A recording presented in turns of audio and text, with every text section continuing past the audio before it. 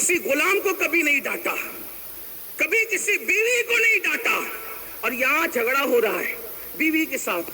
اللہ کے رسول صلی اللہ علیہ وآلہ وسلم کے غلاموں، نماز میں دعا کر رہے ہو کہ نبیوں کے طریقے پر چلا، کس نبی کے طریقے پر ہو،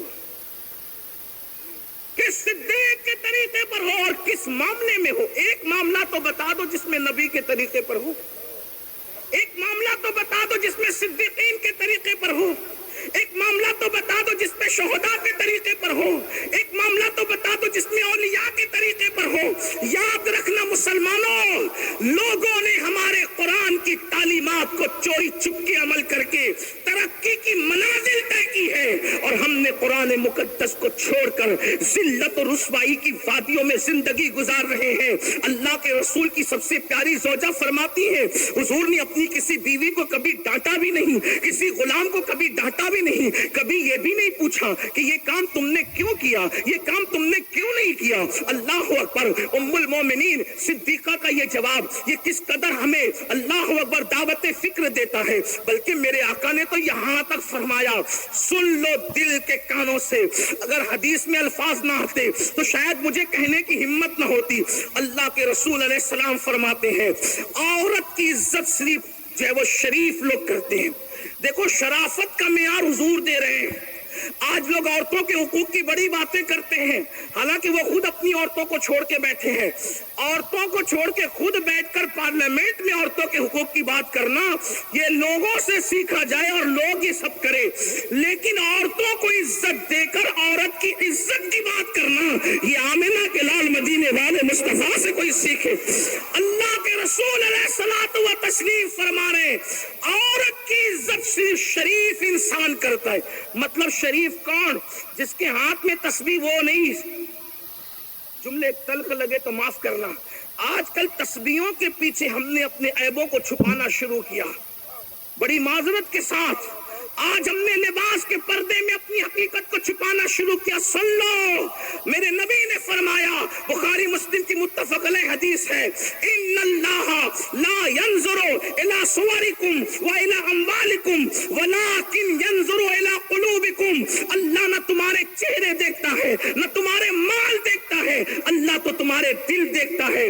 تسبیح کے پیچھے، لباس کے پیچھے، خوبصورت ٹوپیوں کے پیچھے، خوبصورت جملوں کے پیچھے، الفاظ کے ہیر پھیر کے پیچھے، الفاظ کی تکبندیوں کے پیچھے، اللہ اکبر، اپنے کردار کو چھپانے والی قوم۔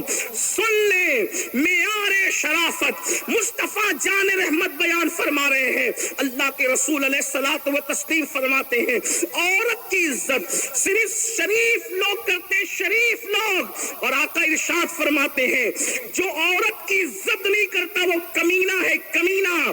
اللہ کے رسول نے عورت کی انسلٹ کرنے والوں کو، عورت کی بے عزتی کرنے والوں کو، عورتوں کو ذلیل کرنے والوں کو اپنی زبان سے کمینہ فرمایا۔ جس کی زبان سے جو نکلا وہ ہو کے رہا۔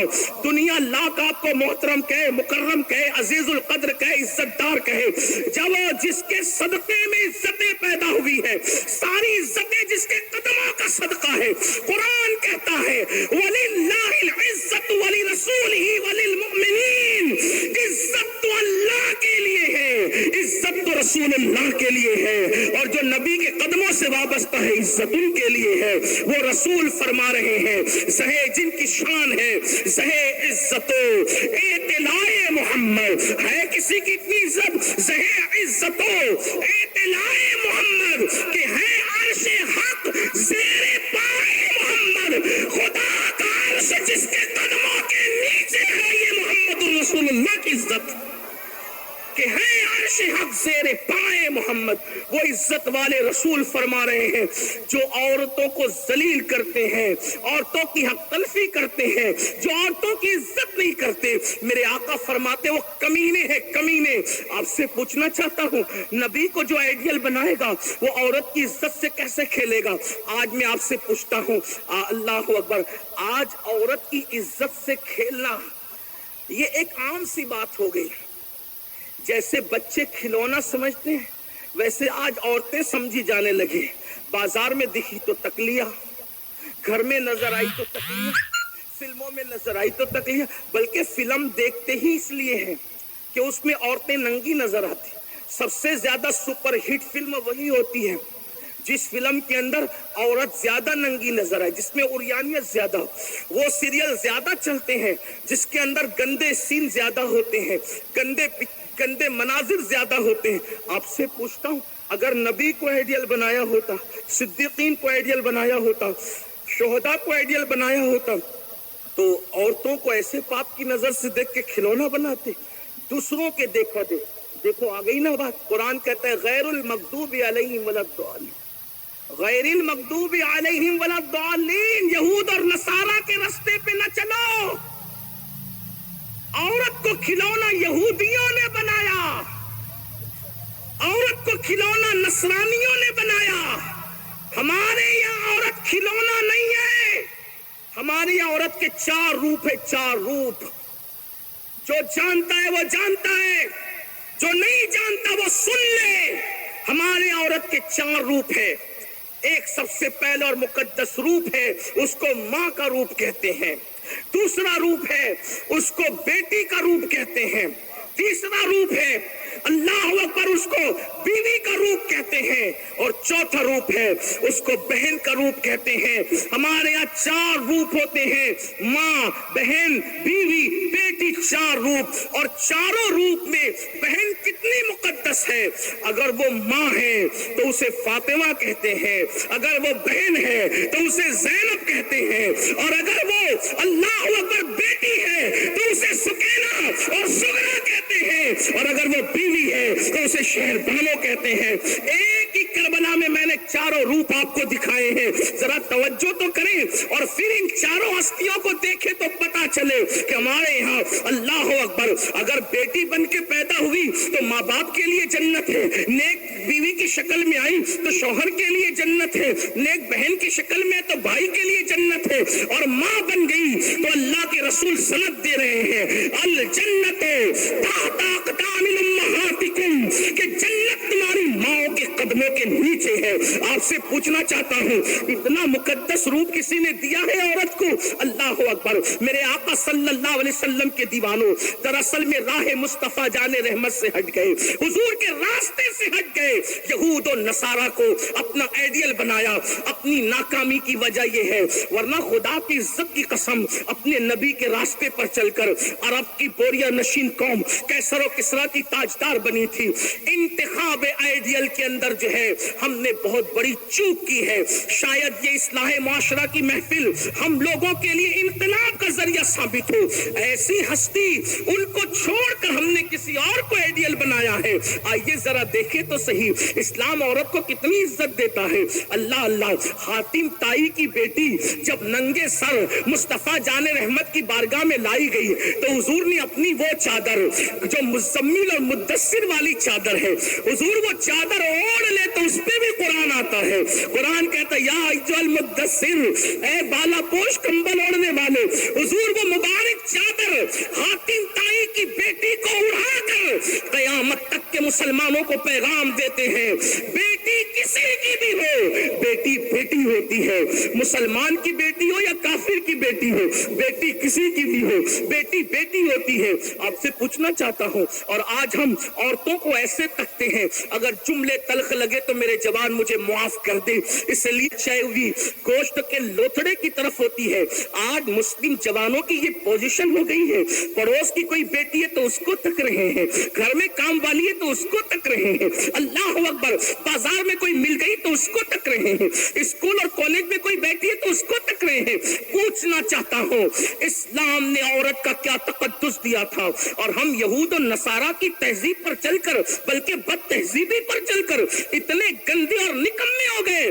آج عورتوں کی عزت سے کھیلا جاتا ہے، کبھی افیئر کے نام پر، کبھی گرل فرینڈ کے نام پر، کبھی دوستی کے نام پر، کبھی عشق بازی کے نام پہ. پوچھتا ہوں، عشق میں عزتیں لوٹی جاتی ہے، اس عشق میں بھگایا جاتا ہے، عشق میں آنسو لائے جاتے ہیں. ارے نادان، عشق میں تو جان دے کر آبرو بچائی جاتی ہے. یہ کیسا عشق ہے جو زنا کروا رہا ہے؟ یہ کیسا عشق ہے جو بدکاری کروا رہا ہے؟ سن لو، اللہ اکبر. حضرت علامہ امام فقی ابواللیث سمرقندی حدیث لکھتے ہیں، یاد رکھنا آج کل کے نوجوان لڑکے دوستی کرتے ہیں، اس کے بعد جو ہے پھر دل بھر لیتے ہیں، سب لوٹ لیتے ہیں۔ میں حیا کے پردے میں، کیونکہ میرے علماء، میرے بہت بڑے بزرگ لوگ یہاں پر بیٹھے ہوئے ہیں، لیکن مجبوری بھی ہے، اس لیے کہ قوم کے ناسور پر اگر نشتر نہ لگاؤں تو پھر آیا کس لیے ہوں۔ میری قوم کے جوانوں سن لو، لڑکیوں سے دوستی کرتے ہیں اور دوستی کے نام پہ شادی کا لالچ دے کر، موبائل کا لالچ دے کر، زیور کا لالچ دے کر، گھر بسانے کا لالچ دے کر، کیا کیا لالچ دے کر اس کا سب کچھ لوٹ لیتے ہیں، اس کا شباب لوٹ لیتے ہیں، اور غریب ہو تو اس کا کوئی پرسان حال ہی نہیں، اور لڑکی ہے وہ کہے کس سے جا کر، اگر محلے میں کہہ دیا تو آئندہ رشتے نہیں آئیں گے، اچھے گھر میں بیائی نہیں جائے گی، کوئی شریف اس کو قبول کرنے کے لیے تیار نہیں ہوگا۔ پہلی بات تو میں سوچتا ہوں آخر ایسی بیٹیاں ہمارے سماج میں پیدا کیوں ہوتی ہے جو اپنا سب کچھ لٹا دے موبائل کے چکر میں، اپنا سب کچھ لٹا دے زیور کے چکر میں، اپنا سب کچھ لٹا دے قیمتی کپڑوں کے چکر میں، اپنا سب کچھ لٹا دے بائک پہ گھومنے کے چکر میں۔ اس کی وجہ ماں باپ ہے ذمہ دار، کہ ماں باپ نے اپنی بیٹی کو اپنے بازو میں بٹھا کر کے سیریل تو دکھائے، لیکن اپنے ماں باپ نے اپنی بیٹی کو سیدہ فاطمہ کا کردار نہیں پڑھایا، سیدہ عائشہ صدیقہ کا کردار نہیں پڑھایا، ام المومنین سیدہ خدیجہ کا کردار نہیں پڑھایا۔ سن لو، بیٹیوں کو بازو میں بٹھا کر کے سیریل دکھاؤ گے تو یہی دن دیکھنے پڑیں گے جو امت دیکھ رہی ہے، اور سیدہ فاطمہ کا کردار دو گے، انشاءاللہ بیٹیاں بھوکی مر جائے گی لیکن کبھی آبرو کا سودا نہیں کرے گی۔ میں تو یہ سوچتا ہوں ہمارے نبی کی شہزادی کی زندگی پڑھو تو آپ کو پتا چلے گا۔ میرے آقا علیہ السلام کے پیارے دیوانوں، اگر بہنیں سن رہی ہے تو ان کو پتا ہونا چاہیے، میں یہ کہتا ہوں اگر دنیا میں کسی کا باپ سب سے زیادہ مالدار ہو سکتا ہے، اگر کسی کو یہ کہنے کا حق ہے کہ میرا باپ سب سے زیادہ مالدار ہے، تو وہ نبی کے گھر کی شہزادیاں ہیں، حضور کے گھر کی کیوں؟ اس لیے کہ ہمارے عقیدے میں حضور سے بڑا مالدار نہ ان سے پہلے پیدا ہوا نہ قیامت تک ان کے بعد پیدا ہو سکے گا، کیونکہ کوئی ایک ریاست کا مالک ہے، کوئی ایک ملک کا مالک ہے، کوئی 2 ملک کا مالک ہے، کوئی 4 ملک کا مالک ہے، لیکن میرے نبی کی شان یہ ہے خدا نے جتنی مخلوق بنائی ہے خالق کل آپ کو مالک کل بنا دیا، دونوں جہاں آپ کے قبضہ و اختیار میں۔ اب بتاؤ ہے کوئی اتنا بڑا مالک؟ آپ کہیں گے مالک کی جنت بھی ہے، میں نے کہا ہاں، جہاں بانی عطا کر دے، بڑی جنت ہبا کر دے، نبی مختار کل ہے جس کو جو چاہے عطا کر دے۔ نبی مالک کی جنت ہے، میں نے کہا ہاں، جو جنت کا جو مالک ہوتا ہے وہی تو کسی کو اٹھا کے دیتا ہے۔ یہ مائک آپ نے مجھے بیان کے لیے دیا ہے، مالک تھوڑی بنایا ہے۔ کتنی عزت سے سب کھڑے ہیں، اتنی دیر سے کھڑے، کوئی ہٹتا نہیں، ٹس سے مس نہیں ہوتا، عزت میں کھڑے ہیں، عزت کر رہے ہیں، ہے نا؟ آپ عزت میں بیٹھے، علماء عزت میں بیٹھے ہیں۔ مائک اٹھا کر کے اگر میں مولانا توصیف صاحب کے حوالے کر دوں، میری طرف سے ہدیہ ہے، مائک والا بھیا بولے گا شرافت کی حد ہوئی۔ ایسا بھی آدمی آئے گا ممبئی میں تقریر کرنے والا اصلاح معاشرہ پہ، استعمال کرنے دیا ہے، آپ کو مالک نہیں بنایا ہے، میرا ہے تو کسی کو نہیں دے سکتا، یہی تو ہے نا؟ بولو یہی ہے نا؟ جب تک مالک نہ کسی کو دے، بہنیں سن رہی ہیں، جو بچیاں کہتی ہیں نا مولانا غریب ہے، غربت کی وجہ سے آبرو بیچ رہے، یہ کر رہے ہو، میں نے کہا سیدہ فاطمہ اتنے بڑے بابا کی بیٹی ہو کر اتنی تنگی میں اسی لیے زندگی۔ میرے قوم کے جوانوں ذرا غور سے سننا، بہنیں بھی توجہ فرمائیں، جب سیدہ فاطمہ تو زہرا کا دوپٹہ اتنا پھٹ گیا اور پہلے سے 16 پیون لگے ہوئے تھے، اور اب پیون لگانے کے لیے بھی سیدہ کے گھر میں کپڑا نہیں تھا۔ اللہ اکبر، مولائے کائنات نے سیدہ سے کہا فاطمہ آپ کے بابا تو سب کو عطا کرتے، بابا سے لے آؤ، مانگ لو، کم سے کم دوپٹے کو جو وہ پیون لگانے کے لیے کپڑا ہی مانگ لو۔ سیدہ نے کہا آپ عرض کریں۔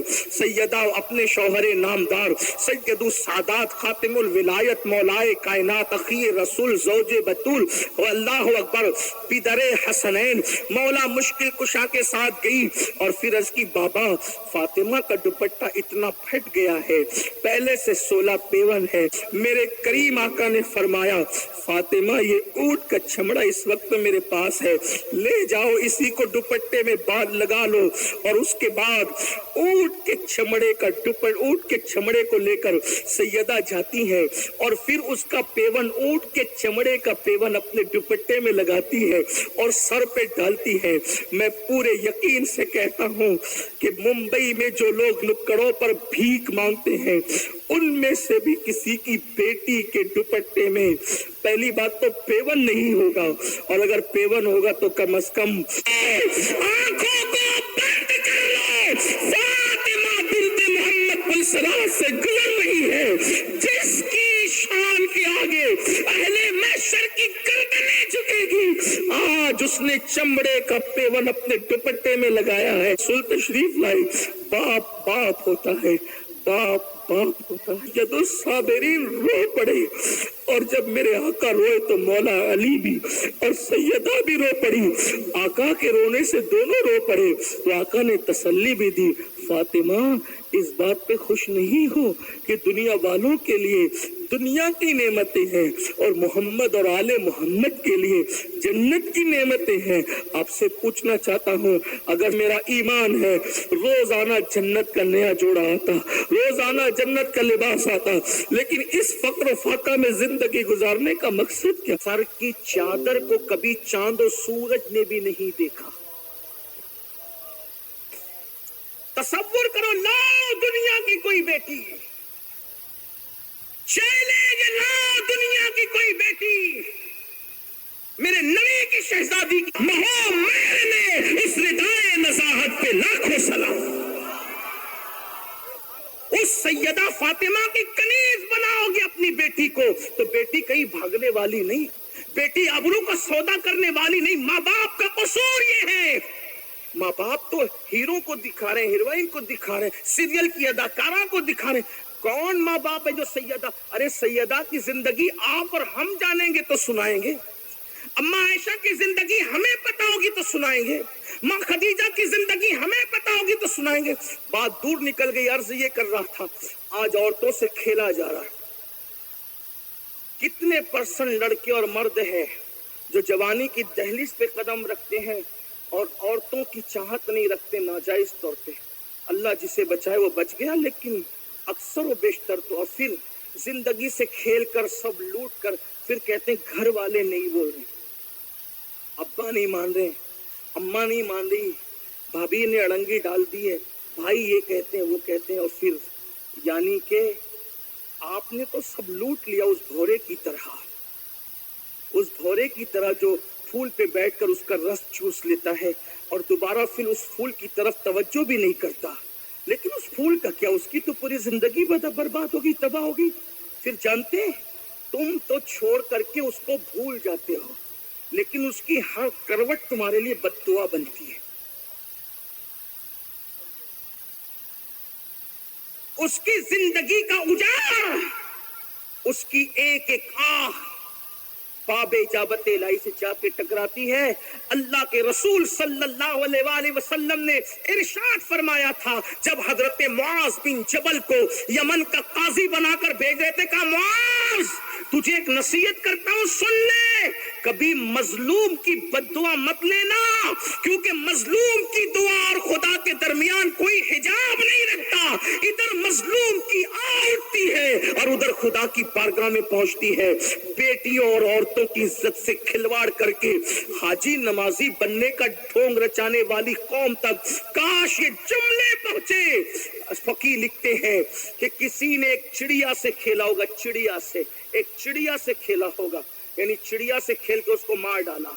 कयामत के दिन वो चिड़िया अल्लाह की बारगाह में फरियाद करेगी, मौला आज आदल और इंसाफ का दिन है, मुझे भी अदल चाहिए। फला बंदे ने मेरी जान से खेला था और मेरी जान से उसने खेला था, जिंदगी से खेला था। अल्लाह अकबर। तो अल्लाह के रसूल फरमाते, चिड़िया की वो नाजुक सी आवाज बिजली की कड़क की तरह मैदान नशर में सुनाई देगी और अल्लाह फरमाएगा, मुझे मेरे इज्जत व जलाल की कसम, मैं आज सबके साथ आदल करूंगा। जिसने चिड़िया की जान से खेला, उसकी पहाड़ जैसी नेकियां भी हो तो सब बर्बाद और जाय कर दी جائے اور اس کو मुंह के बल घसीटते हुए जहन्नम में दाखिल किया जाए। आपसे पूछता हूँ, जो छटाक भर की चिड़िया की जिंदगी से खेले, उसकी पहाड़ों जैसी नेकियां जाए हो जाएगी और वो चिड़िया फरियाद करेगी। लेकिन अल्लाह अकबर, जिसने किसी बेटी की आबरू से खेला होगा, जिसने किसी औरत की इज्जत से खेला होगा, आज 3-3 बच्चे पैदा करने के बाद बीवी को तलाक देकर मैके की धमकी देने वालों, आपने तो उसका सब कुछ ले लिया है, बड़े गुरूर से तलाक दे रहे हो। किसी ने कहा था, मैं शायद उसको मिन नॉन बयान न कर सकूं, लेकिन कहा था मुझे तलाक तो दे रहे हो, बड़े गुरूर के साथ मेरा शबाब भी वापस कर दो। मेरे जहेज के साथ जहेज वापस जा सकता है, लेकिन क्या उसका शबाब भी वापस जा सकता है? अफसोस की बात यह है, हमने रसूलुल्लाह को आइडियल नहीं बनाया। मेरे आका अलैहिस्सलाम के प्यारे दीवानों, वो लोग आजकल 31st नाइट का बड़ा फैशन है, मुंबई लोग आएंगे, गोवा लोग जाएंगे, क्या करेंगे? 31st नाइट के नाम पे औरत से खेलना है, औरतों से खेलना है। मैं कहता हूँ 31st नाइट तो पहली बात हमारा त्योहार है भी नहीं, और हमारे किसी त्योहार के अंदर औरत की इज्जत से खेलना नहीं है। हमारा सबसे बड़ा त्योहार, जिम्मेदारी से हमारा सबसे बड़ा त्योहार 12 रबीउल अव्वल है। हमारे मसलक में कोई इत्तेफाक करे न करे उसका अपना मामला है। हमारा सबसे बड़ा त्योहार 12 रबीउल अव्वल है।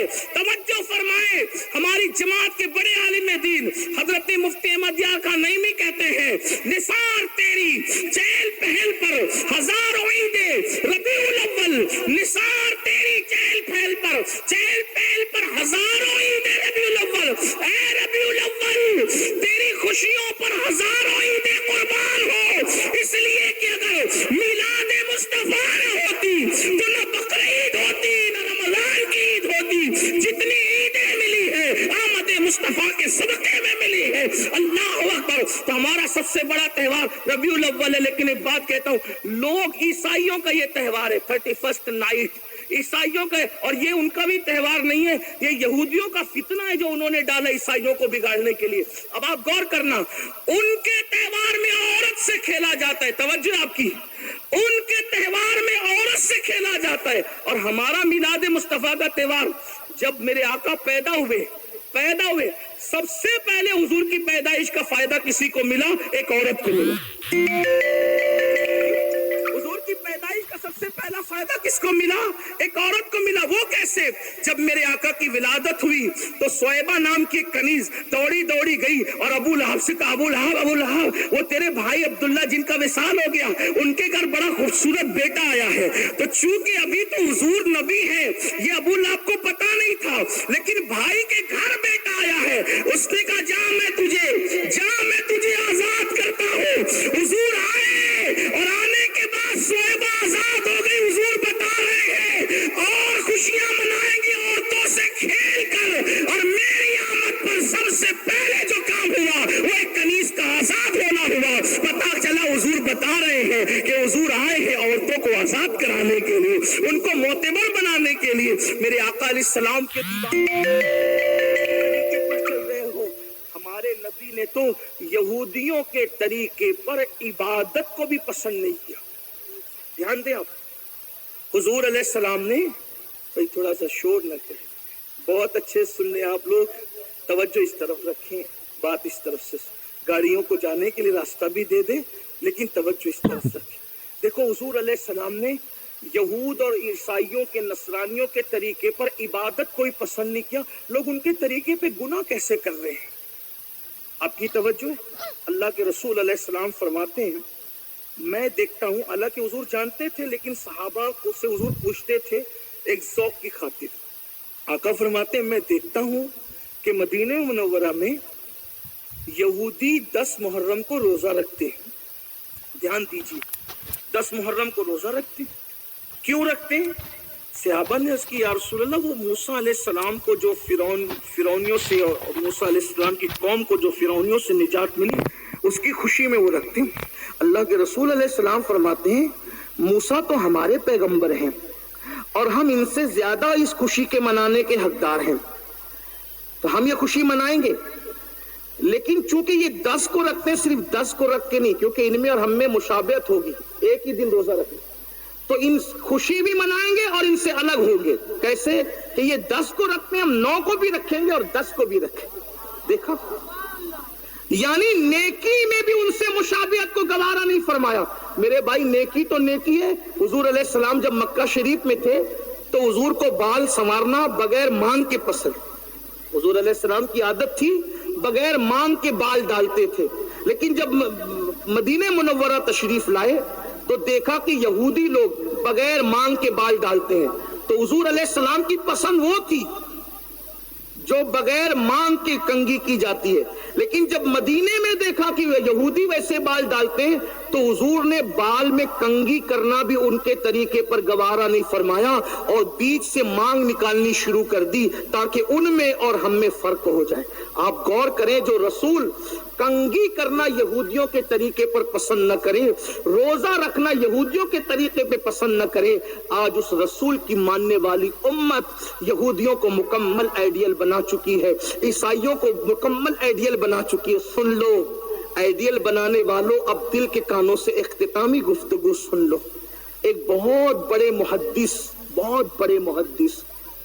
ابن الجوزی اس واقعے کو لکھتے. جب ان کا انتقال ہوا، ان کا کیا، اس کی موت جب آئی تو وہ عیسائی ہو کر کے مرا. محدث، علماء سے پوچھنا، یہ محدث 10-20 حدیث یاد کر کے کوئی محدث نہیں ہوتا. 100-200 حدیثیں یاد کر کے بھی اس کو محدث کا ٹائٹل نہیں ملتا. محدث ایک بڑی اصطلاح ہے، ہزاروں حدیثوں کا اس کو یاد ہونا، وہ بھی سند متن کے ساتھ. محدث آج کل تو ہمارے اسٹیج سے جو ہے وہ ماشاءاللہ بہت سخی لوگ ہوتے ہیں، نقیب حضرات، تو وہ تو بہت اچھے ٹائٹل دیتے ہیں. اللہ ان کے حسن زن کو قبول کرے. ہمارے علامہ صاحب بھی مجھے مفکر اسلام بھی کہا، امین ملت بھی کہا، اور بھی کیا کہا، خطیب ہندوستان بھی کہا. اللہ کرے ان کی محبتیں، اللہ ان کے حسن زن کی لاج رکھے. مفکر اسلام علامہ قمرالزمان اعظمی صاحب کا لقب ہے. امین ملت میرے مرشد اجازت سیدی سرکار حضور امین ملت مہاروی کا لقب ہے. خطیب ہندوستان پہلی 4-6 لوگ لڑ رہے کہ میں ابھی مجھے کیوں لڑاتے ہو اس کے اندر. لیکن بہرحال آپ نے کی، اللہ پاک دعا بنا دے، آپ کا حسن زن اللہ آپ کے گمان سے بہتر بنا دے. لیکن بہرحال سخاوت ہے ہمارے اندر. لیکن یہ اس دور کی بات ہے جب واقعی عالم کو عالم کہا جاتا تھا، محدث کو محدث کہا جاتا تھا، مفتی کو مفتی کہا جاتا تھا، خطیب کو خطیب کہا. یہ اس دور کی بات ہے. تو محدث، ہزاروں حدیثوں کا حافظ محدث، عیسائی ہو کے مرا. عیسائی ہو کے، یہ میرے دل کا درد، ایک ایک جملے پر توجہ چاہتا ہوں. عیسائی ہو کے مرا. اس کی بیوی سے پوچھا گیا یہ عیسائی کیوں ہو گیا مرتے مرتے. اس کی بیوی نے کہا بہت نیک تھا، بہت پرہیزگار تھا، لیکن جب جنابت کا غسل اس پہ فرض ہوتا، غسل جنابت سب سمجھتے ہیں جو جانتے ہیں، غسل جنابت جب اس پہ فرض ہوتا تو اس کو بڑی جان پہ آتی تھی غسل کرنا. تو کہتا تھا یار یہ مسلمان اپنے مذہب میں غسل جنابت ہے، عیسائیوں کا مذہب کتنا اچھا ہے کہ ان میں غسل جنابت نہیں ہے. غسل جنابت کرتا تھا، وہ کرتا تھا، ایسا نہیں کہ نہیں کرتا تھا، ناپاک نہیں گھومتا تھا، کرتا تھا. لیکن ایک چیز کی، عیسائیوں کی مذہبی چیز کی تعریف کرتا تھا کہ ان کے یہاں غسل جنابت نہیں ہے. تو اسلام کی ایک چیز کو حقیر جان کر اور عیسائیوں کی ایک چیز کی تعریف کر کے جب اس کو موت آئی تو اللہ نے اس کا ایمان چھین لیا. اس پر عمل نہیں کر رہا تھا، صرف تعریف کر رہا تھا، تعریف. تو مرتے مرتے عیسائیوں کے مرا. مسلمانوں اپنے ایمان والے دل پہ ہاتھ رکھ کر سوچو ہمارا کیا ہوگا موت کے وقت. اس زبان پہ کلمہ کیسے آئے گا؟ نہ ہمارا لباس مسلمانوں کی طرح، نہ ہمارا چہرہ مسلمانوں کی طرح، نہ ہمارا گھر کا نظام مسلمانوں کی طرح. ہم کیا مسلمانوں کی طرح جی رہے ہیں؟ کتنے افسوس کی بات ہے. اگر سنت کے مطابق لباس پہننے کے لیے کہا جائے تو میرے جوان کو شرم آتی ہے. اور اگر ہیرو نے کسی فلم میں ٹوپی پہن لی تو ہمارا جوان بھی ٹوپی پہن رہا ہے. پٹھانی پہن لیا تو جوان بھی پٹھانی پہن رہا ہے. اس نے جیسے بال کٹائے ویسے بال کٹا رہا ہے.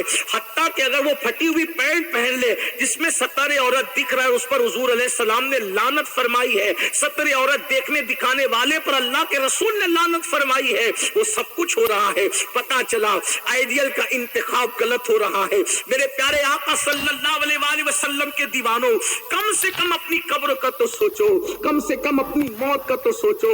موت کی آخری حج کی جب آئے گی، غوث پاک جیسے لوگ دعا کرتے تھے اللہ عبد القادر کا خاتمہ ایمان پہ فرما، صحابہ دعا کرتے تھے ہمارا خاتمہ ایمان پہ فرما، اولیاء دعا کرتے تھے ہمارا خاتمہ ایمان پہ فرما۔ بتاؤ ایک محدث نے اللہ اکبر ان عیسائیوں کی ایک چیز کی تعریف کی، اللہ کی غیرت، شان غیرت، اس کی خفیہ تدبیر، اللہ نے مرنے سے پہلے اس کا ایمان چھین لیا۔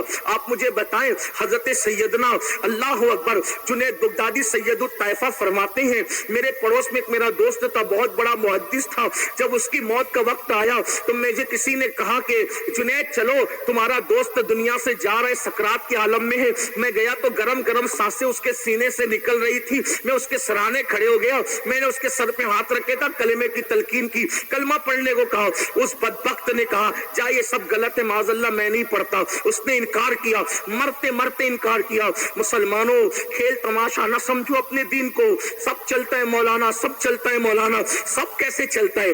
اسکول کے اندر کچھ قاعدے ہوتے ہیں ایک طالب علم کے لیے، مدرسے میں کچھ قوانین ہوتے ہیں ایک طالب علم کے لیے، اللہ اکبر ملک کے کچھ قوانین ہوتے ہیں اس کے رہواسیوں کے لیے۔ مذہب میں کیسے سب چلتا ہے؟ ملک میں سب نہیں چلتا، کلاس روم میں سب نہیں چلتا، مدرسوں میں سب نہیں چلتا، یونیورسٹی میں سب نہیں چلتا، تو اللہ کے نازل کردہ مذہب میں کیسے سب چل سکتا ہے؟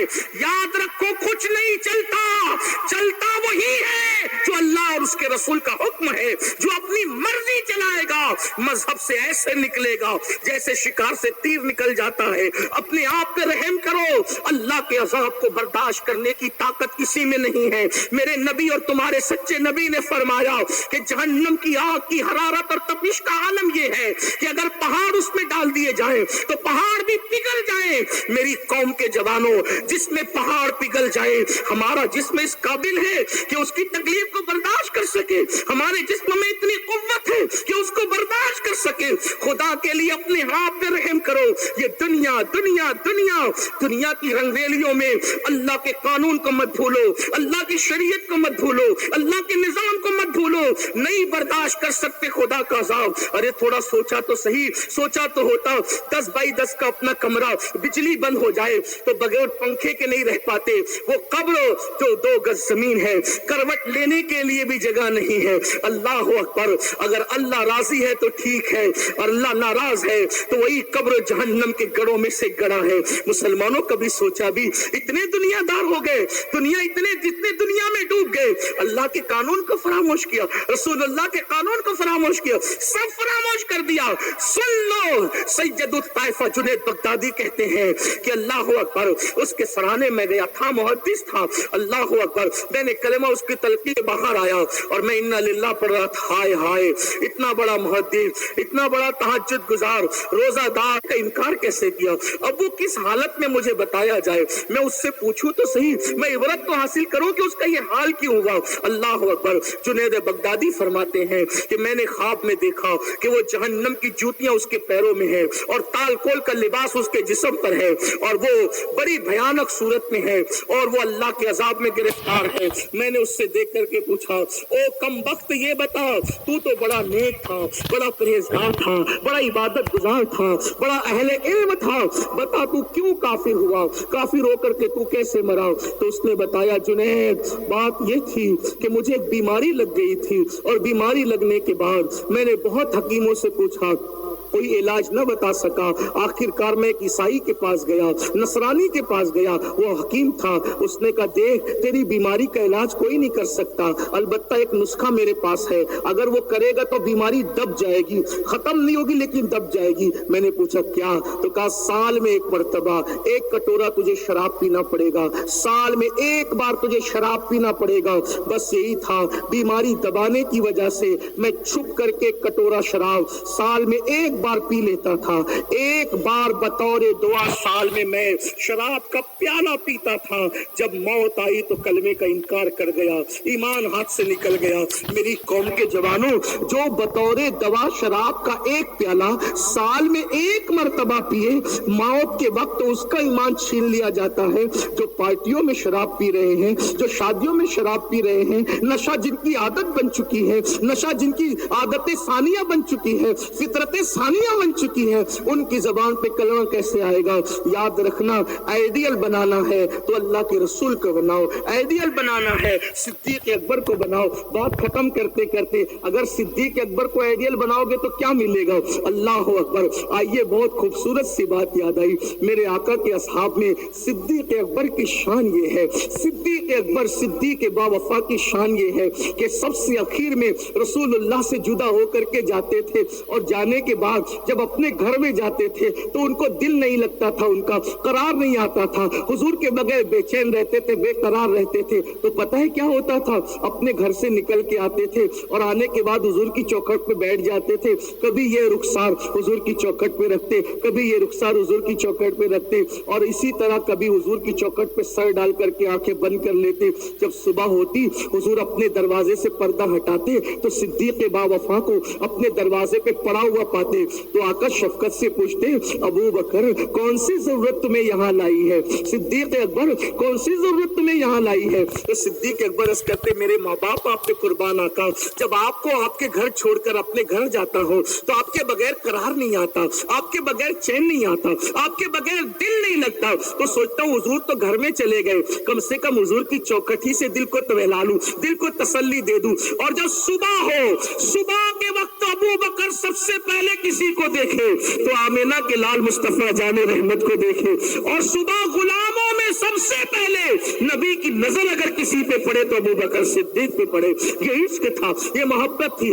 آج تو ہم عشق کے بڑے دعوے کرتے ہیں، عشق مصطفیٰ کے دعوے کرتے ہیں، بنایا صدیق اکبر کو آئیڈیل، سیدنا صدیق اکبر کے طریقے پر کتنا عمل کیا؟ نہیں، اللہ اکبر۔ عمر ابن خطاب کو اگر کوئی آئیڈیل بنائے، آئیے چند باتیں سن لیں۔ اللہ، شہداء کو آئیڈیل بنانے کی بات ہے۔ جانتے ہیں فاروق اعظم اللہ کے خوف سے اتنا روتے تھے کہ آپ کے چہرے پہ خشیت الہی سے رونے کی وجہ سے آنسوؤں کے نشان پڑ گئے تھے، چہرے پہ نشان پڑ گئے تھے۔ اور جانتے ہیں اللہ اکبر، سیدنا فاروق اعظم رضی اللہ تعالیٰ عنہ ایک پرندے کو دیکھ کر کہتے ہیں، کاش عمر کی ماں نے عمر کو پیدا نہ کیا ہوتا، عمر کوئی پرندہ ہوتا، لوگ اس کو ذبح کر کے کھا لیتے اور اس کو بھلا دیتے، تاکہ عمر قیامت کے دن اللہ کی بارگاہ میں جواب دینے سے بچ جاتا۔ جانتے ہیں فاروق اعظم داڑھی پکڑ پکڑ کر رویا کرتے تھے اللہ کی خشیت کی وجہ سے، میدان محشر کو یاد کر کے۔ آپ جانتے ہیں ہم نے تو کہے لگا کے گناہ کرنا سیکھا ہے۔ میری قوم کے جوانوں، اللہ کے رسول صلی اللہ علیہ وآلہ وسلم نے فرمایا، جو ہنستے ہنستے دنیا میں گناہ کرے گا اسے رلا رلا کر جہنم کے اندر ڈالا جائے گا۔ کتنے دن ہنسو گے، کتنے دن گناہ کرو گے؟ موت کی تلوار سر پہ لٹک رہی ہے۔ آج وہ کون سا جرم اور گناہ ہے جو ہماری زندگی میں موجود نہیں، اور ہم جنت کے ٹھیکیدار بن کر کے بیٹھے ہیں؟ جنت میں ہم نہیں جائیں گے تو کون جائے گا؟ آؤ دیکھو، یہ فاروق اعظم ہے، فاروق اعظم سیدنا عمر ابن خطاب۔ یہ عمر ابن خطاب کون ہے؟ حضور کے چار یار کون ہے جانتے ہو؟ جانتے ہو کون ہے چار یار؟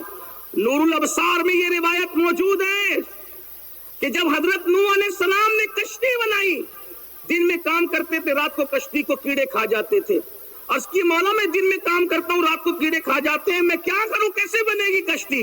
اللہ نے فرمایا میرے محبوب کی امت کے اکابرین کے نام اس پر لکھ دو، کیڑے نہیں کھائیں گے۔ کہ میرے مولا تیرے محبوب کے اکابرین کے امت کے اکابرین کے نام کیا ہے؟ وہ ابو بکر ہے، عمر ہے، عثمان ہے، علی ہے۔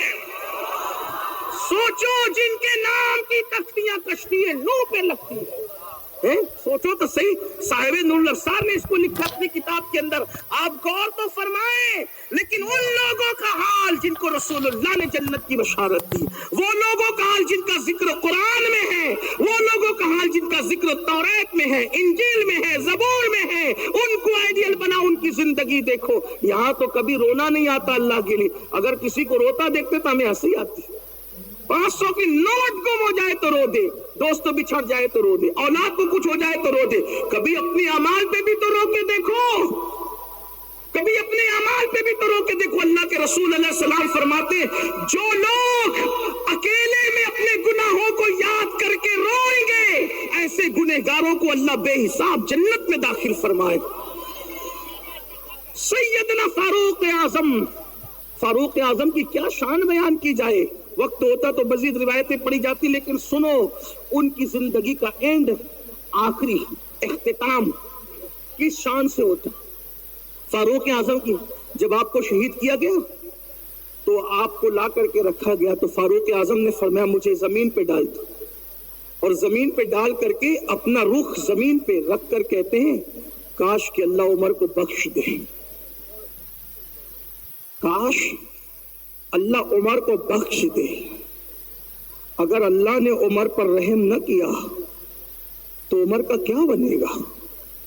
हजरत अब्बास इब्न अब्दुल मुत्तलिब मौजूद थे, कहने लगे अमीरुल मोमिनीन आप तो वो हैं कि जितनी फतूहात आपके दौर में हुई किसी के दौर में नहीं हुई। तो हजरत फारूक आजम ने कहा अब्बास मेरे नबी के चचा, उमर तो इस वक्त बस इतना सोच रहा है कि अल्लाह उमर को मौत के बाद ना कोई जजा दे ना कोई सजा दे, बल्कि बराबर सराबर भी छोड़ दे तो उमर समझेगा कि मैं कामयाब हो गया। हालांकि उनके मर्तबे अल्लाह के यहाँ बहुत बड़े, लेकिन ये उनकी आजिज़ी है, उनका खौफ है, उनकी खशियत है। वरना ये मेरे आका अलैहिस्सलाम ने यूं हाथ लिए, दोनों यारों के यूं हाथ, और हाथ लेके फरमाया देख रहे हो, देख रहे हो। साहबा ने कहा देख रहे, फरमाया जैसे अबू बकर का हाथ मेरे हाथ में और उमर का हाथ मेरे हाथ में, कयामत के दिन हम तीनों इसी शान से उठेंगे। जो दामन पकड़ के उठेगा उसको कोई खौफ नहीं, तो जो हाथों में हाथ देकर उठेगा उनको खौफ की क्या जरूरत। ये उनकी खुशियत है, जिनके रुतबे हैं सिवा उनको सिवा मुश्किल है, जिनके मर्तबे बुलंद है उनकी बात ही बड़ी है। हमने बनाया इनको आइडियल नहीं बनाया। उस्मान गनी आजकल क्या है, अपने लिए खर्च करना, अपने बच्चों के लिए तो बेहिसाब है ना, और अल्लाह के लिए मंदी आती है तो सबसे पहले बात मस्जिद में पता चलती है कि मंदी आ गई। क्यों मंदी आएगी? तो चंदा कम होगा मस्जिद का, मदरसे का, लेकिन बेटी की शादी वैसे ही धूम से, बेटे की मंगनी वैसे धूम से, मंदी मस्जिद मदरसे में नजर आती है, अपने लिए कुछ। लेकिन ये उस्मान गनी है, मर्तबे अल्लाह की राह में कुर्बानी देने से मिलते हैं, ठाट बाट से नहीं मिलते। हजरत उस्मान गनी कैसे, एक मर्तबा क्या हुआ, एक साहब आए, आका मेरी बेटी की शादी है, या रसूलल्लाह बेटी की शादी, मेरी मदद करें। आका अलैहिस्सलाम की शान थी, है मेरे आका की शान, आका किसी को ना नहीं कहते, कभी खुद दे दिया, देखो देने का अंदाज, कभी खुद दे दिया, कभी किसी से कर्जा लेके दिया, कभी कह दिया जाओ फुला दुकान पे मेरा नाम लगा कर ले लो मैं अदा कर दूंगा, और कभी कभी किसी पे करम की नजर पड़ गई तो उसके घर भेज दिया कि जाओ उनसे ले लो। ये मेरे आका की शान। आज करम की नजर पड़ी उस्मान गनी पर, सरकार ने मैं जाओ उस्मान को मेरा नाम कहना और उनसे ले लो जाकर। ये आए बेटी की शादी का खर्चा लेने के लिए, तो वहां देखा कि उस्मान गनी की आवाज, बड़े नरम मिजाज आदमी थे लेकिन उनकी आवाज कुछ ऊंची हो गई, तो इन्होंने कान लगा दिए, फितरत है आवाज ऊंची होती तो कान लगती, कान लगा दिए, तो डांट रहे थे तुमने आज तेल में, तुमने आज चिराग की बत्ती को बड़ी कर दिया। मैं बतौर मफहूम पेश करूं, आगे बात सुनो, तुमने आज चिराग की बत्ती को बड़ी कर दिया। अरे बड़ी किया तो तेल ज्यादा नहीं जल गया, अगर आज का तेल बचता तो कल को काम आता। उन्होंने कहा या अल्लाह, ये कहाँ, ये हिसाब किताब तो गरीब लोग भी नहीं रखते, तेल की बत्ती बड़ी छोटी करने का, ये क्या देंगे मुझे। चले गए, क्या हुआ तुम्हारा काम हुआ? नहीं या रसूलल्लाह हिम्मत नहीं, कहा जाओ मेरा नाम कहो। अब आए तो आवाज ऊंची थी, तूने खाने में नमक की डलियां चंद ज्यादा कैसे डाल दी, इतने पर हो सकता था काम, अगर ये खड़े तो बचा लेता नमक के, कल को काम आ जाते। ये उससे भी सस्ता मामला है नमक का, तेल से ज्यादा सस्ता नमक हर दौर में रहा। या अल्लाह, ये नमक का भी हिसाब किताब है, ये शख्स मुझे क्या देंगे। फिर आए हुजूर ने, मैं हो गया काम, या रसूलल्लाह हिम्मत, अरे मेरा नाम बोलो जा करके, होगा तुम्हारा। वो गए, अब गए तो इनकी नजर पड़ी, इन्होंने कुछ सलाम किया, क्या बात है तुम आते जाते हो, कोई काम है? हुजूर ने सलाम पेश किया, काफिर अंदर तशरीफ लाए, हुजूर ने सलाम पेश किया, हुजूर ने सलाम पेश किया, तो क्या बात है? बेटी की शादी है। अच्छा बेटी की शादी, हुजूर ने भेजा है, काम था, इधर आओ। ले गए, जहां माल रखा था, जितना लगे लो, जितना लगे लो, ले लिया। لینے کے بعد اچھا وہ بھی بے نفس لوگ تھے، جتنی ضرورت تھی اتنی لیا، لیکن انہوں نے اور ڈال دیا، لے جاؤ۔ انہوں نے کہا ایک بات پوچھوں؟ کہا کیا؟ کہا تیل کی بتی زیادہ ہونے پہ ڈانٹ، نمک کے کھڑے زیادہ ہونے پہ ڈانٹ، اور اتنی سخاوت میرے ساتھ؟ کہا کہ بات اصل یہ ہے کہ حضور نے ہمیں سکھایا کہ اپنی ذات پہ جو خرچ کرو گے اس کا حساب دینا ہے، تو جس کا حساب دینا ہے اس کو حساب سے خرچ کر رہے ہیں، اور اللہ کی راہ میں دو گے تو تمہیں بے حساب واپس ملے گا۔ آج اللہ کی راہ میں دے رہے ہو تو گویا قرض حسنہ دے رہے ہو، آج تم اپنی حیثیت کے مطابق دے رہے ہو، کل اللہ اپنی شان کے مطابق لوٹائے گا۔ تو کہا جس کا حساب ہونا ہے اس کو حساب سے خرچ کرتے ہیں، اور جو بے حساب ملنا ہے وہاں پھر بے حساب عطا کرتے ہیں۔ اپنا ہے ہی کیا، اس کا دیا اس کی راہ میں خرچ، جو ابھی اپنے سطر پر نظر نہیں ڈالی